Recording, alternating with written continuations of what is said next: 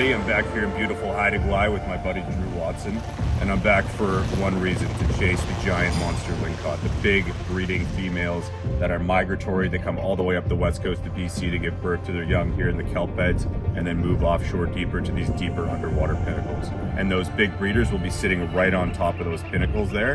And I don't know, how's the ling fishing been this year? It's been a little bit slower than It's been grinding. It's been grinding. Because lingcod do get fished out a lot, even though we got hammered on. Yeah, exactly. So if we do find a big one, that'll be a big deal. Yeah. It will. We're gonna grind it out and find something. We'll go find some rock piles. All right, let's go get suited. All right.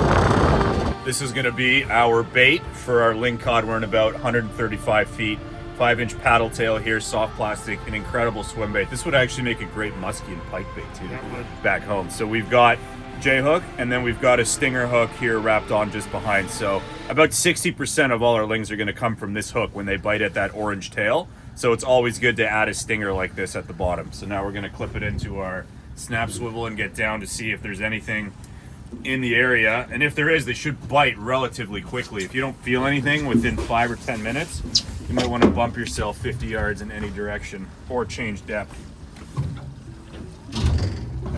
Lings have been really slow this trip. We just pushed off Shag Rock into about 200 feet of water looking for some lings, and I think we just got our first one of the trip.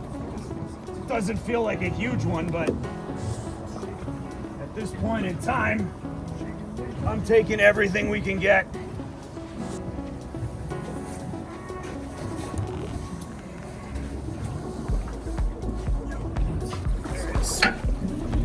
So, not huge. Yeah, on the stinger, look at that. Perfectly placed.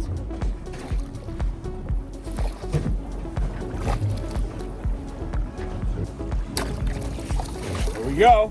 Right between the eyeballs. I guess that answers that question. Yep. That's my favorite stuff. My favorite size lingcod. Now, I've never actually tried smoked lingcod before. Apparently, it's phenomenal. There we go. Beautiful. Beautiful Haida Gwaii lingcod. That's about what, 6 pounds? So they do get about over 10 times the size of this, which is what we're looking for.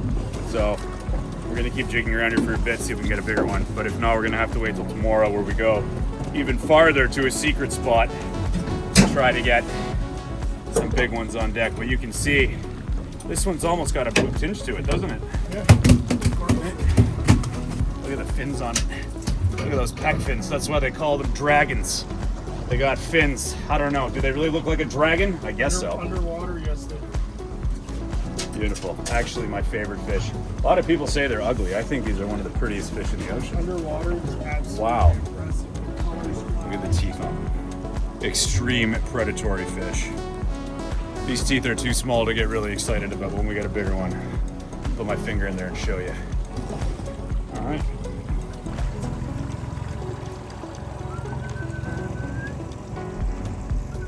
See? No, saw it. Just said no. Come on, Mr. Ling. There we go. Feels like another ling here. So I did notice the bottom of our leader was a little bit chafed. Sorry if the braid was a little chafed, but should still be okay. I don't have the drag set too tight. When you know you're not fighting like 60, 70, 80 pound fish on the regular, you don't need to have your drag cranked up so tight on bottom. There's also not a lot of predators you have to worry about here in terms of sharks and stuff like you do in the Caribbean. There are sea lions that will take your fish and a couple salmon sharks kicking around, but not like Florida or the Bahamas. So You can take your time bringing your fish up. Unless you see sea lions or seals actively in the area or orcas, you should be fine.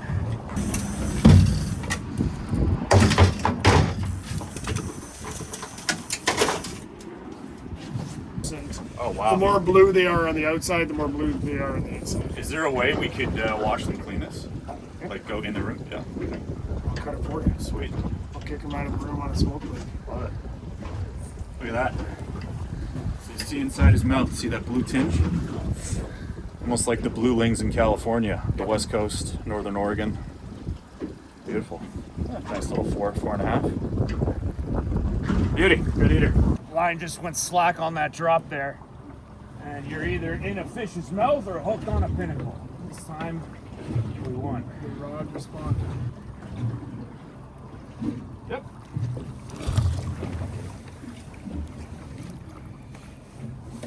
Yep. You want him? 100%. All right. Take all the work. There's the whale again. There's the whale tail. See There, got him. There he is. Yeah.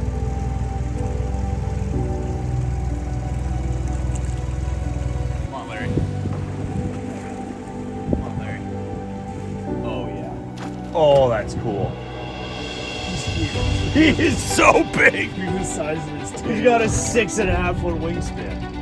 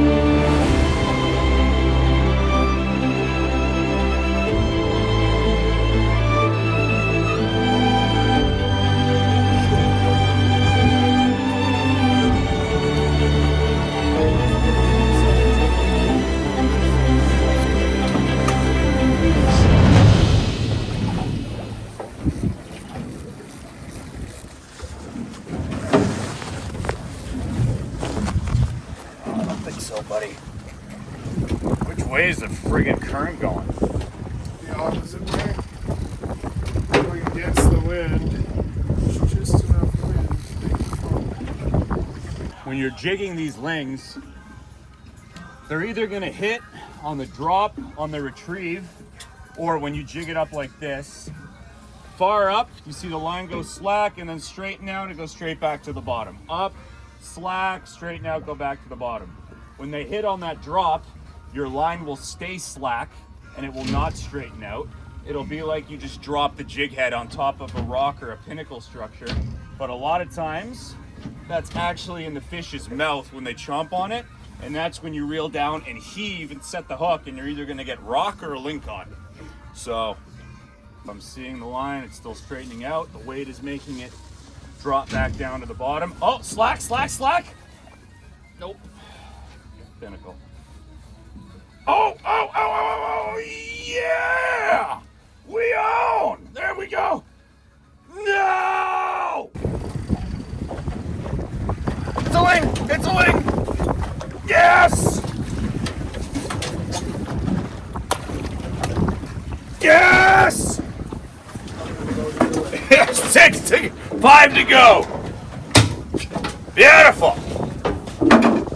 Finally, there's lingcod biting at the lingdom. Now, the smaller they are, kind of the more bright white and light brown they are, the bigger they get. They actually get quite dark. They're like a darker brown. Wow. These little ones have a beautiful pattern and they are fantastic eating. Ones this size, absolutely perfect. A little bit bigger would be preferable, but still, even on the juveniles, look at those teeth. So anything that swims down there that's smaller than it is gonna get eaten. Wow, beautiful. All right. Ling. Ling, ling, ling, ling. Yeehaw! That's 2. 4 to go.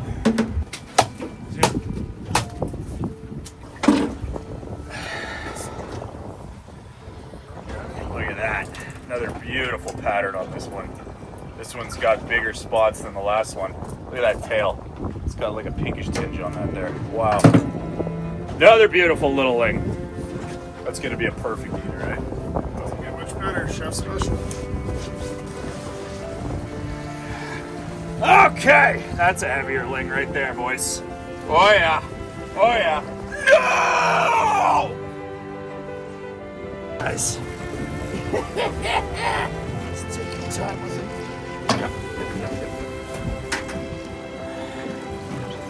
On fish with heavier jaws and stronger mouths, I actually like to increase the drag when they are about to take off and go for a run, because it does end up burying that hook deeper into them and makes the barb get buried into a place it's going to have a really hard time getting out of without surgical intervention.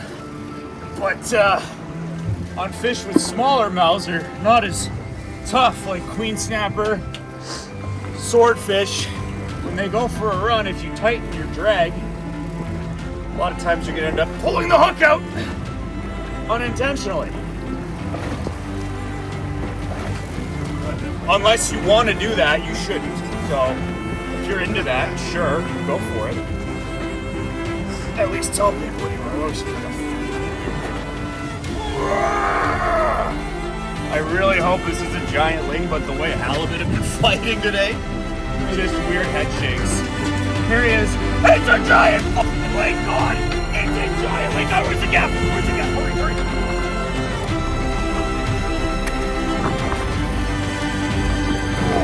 Oh my God! Yes! Yes! Yes! That is 50 right there, baby! I knew it! Yes! Are you kidding me? You try and pick that up. That is. Oh my God! That thing had a skull that I actually had to, like, wind up on. This is by far the biggest lingcod I've ever caught. I did not see a lingcod that big in the cutting room. 3, 2, 1. Oh! Oh! That is 45 and change, dude. Yeah, that's 40 plus. Oh my God! You got a 40 last time. Holy shit! Now look at the pattern on this thing. Look at the gut on it. Oh my God! Yes! Woo! Woo! That is. Hang on, let me. Ah! Okay. That is epic. Yeah, Give me a minute here, guys. thank you, Chef. I think we freed up the anchor. I think that thing freed us up on the anchor. So just for scale, Drew is 6 foot, I'm 5'7" and change. This fish is almost as long as I am. Look at the head on this thing. Come here, let me show you this head. This head is like an absolute plate of art. That head is like a grizzly bear, dude. Look at this head. Look at my hand compared to that head. It took a lot to win. Holy shit. Those eyes are like golf balls. Now look at these teeth. See that? Look at that mouth. I can put my whole fist in that mouth, no problem. He's alive, you ain't out, getting it out. Not a chance. So you see that gullet? They have teeth that go all the way back into their gullet. This is one of the coolest looking fish you will ever see in your life. People think they're ugly. I think these are beautiful. They underwater, they're absolutely There. gorgeous. Let's see here. Oh! Ha ha! Ha ha! Yes! See that? Look at that thing. Epic. That is an epic lingcod. That is epic. That is what we came here for. Holy shit. Nobody knows they're here. Sorry. Nobody's been catching them all. We're in Ketchikan. Oh man, now look at the fins. Look at this peck fin. Like an airplane wing. And it's like a full sea fin. You caught a lingcod smaller, but Seriously. Wait till we show you this at the bell ringer. Lift it up. That's gonna be awesome. That's gonna go over 40 for sure. dude, it's heavy. That might be Feels like a bag of 47. I don't know. know. I don't know. Look at those gills. He's a beast. That is an absolute beast. Wow. Teeth in the gills too. Yeah. Everywhere. They're teethed up everywhere. All right.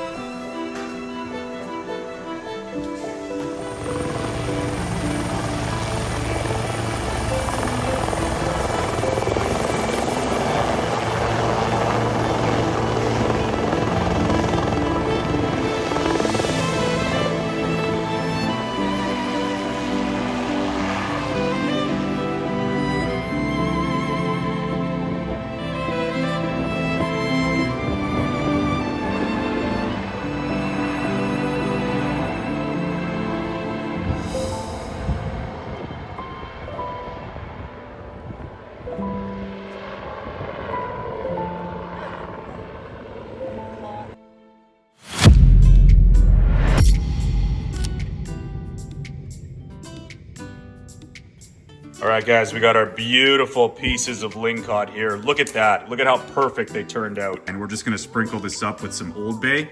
I know you guys see that I like Old Bay in my videos. I think it's the best fish seasoning of anything on the planet. So we go ahead and use that. And it's so great because it's not really strong flavored. It just gives a perfect blend of salt and pepper spice. And honestly, when you're cooking fish like lingcod, the worst thing you can do is over season it to the point where you can't taste the fish, because this tastes so good and it's so fresh. I can't believe how well those fillets turned out all the way from BC. So now we're checking our pan temperature and we're gonna add in our butter. 322 Fahrenheit. There we go.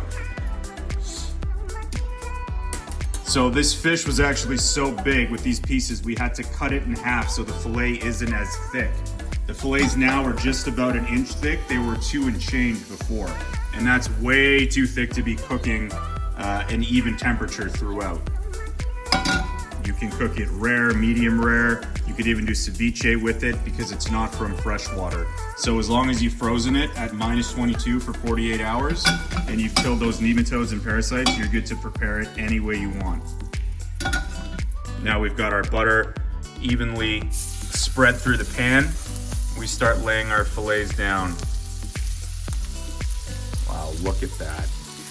So once we have them set in the pan, we don't disturb them. Don't play with your food. Just leave them there as is. And we're gonna flip it, once? Once when it gets about that color, the coloration of the meat gets about halfway up the fillet. We're gonna flip it once and then let it rest, that's it. All right, that color's about halfway up our fillet, so now we're gonna flip it over just once. Wow, look at that. Look at that meat already just flaking apart. That is gorgeous. Now the trick with these fillets is they were frozen for a minimum of 48 hours at minus 22 degrees Celsius. And what that does is it kills any parasites or nematodes. Those are like the little worms that you find in the tails of amberjack and stuff. It completely kills those at that temperature. So then they're safe to eat basically raw. There are ways you can eat raw right after you thaw them. Never thaw your fillets right on the counter. That's how bacteria grows. That's how you ruin your fillets. Always thaw them in the fridge and then rinse them and pat them dry with paper towel before you serve or before you cook. So now we're about to turn the heat off on these pans. And it's good to do that when the fish is not fully cooked. You want to leave it at about 80% of how you like it cooked and then let it rest because the fish is so hot from the pan, it's going to continue cooking as soon as you take it off. But look at those fillets resting. Wow. This is restaurant grade.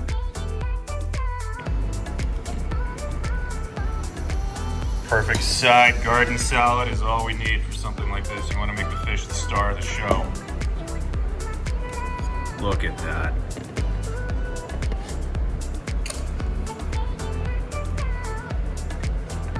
Wow. There we go. Look at that. Almost like a medium rare. This fish is so unique. I can't even tell you it tastes like anything else. It's almost like a Dover sole mixed with a walleye with a bit of grouper. It's incredible. So if you've never tried lingcod, if you're on the west coast of North America, go get some tonight. And if you're not, I highly suggest you order some from the Taste of BC. I'll put the link in the description below. Or go to Haida Gwaii, Queen Charlotte Lodge next year, get some for yourself. Love you guys. Stay safe. See you on the next one.